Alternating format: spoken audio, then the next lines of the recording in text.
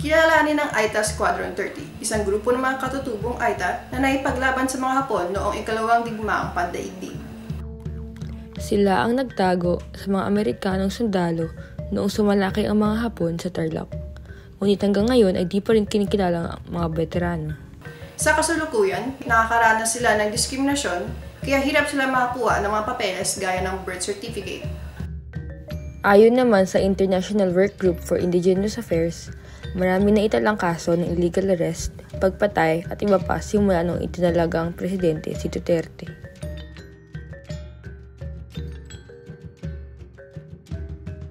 Sa pagdiriwang natin sa Araw ng Kalayaan, suportahan natin ang panawagan para sa UN Human Rights Council na imbestigahan ang kalayaan ng karapatang pantao sa Pilipinas.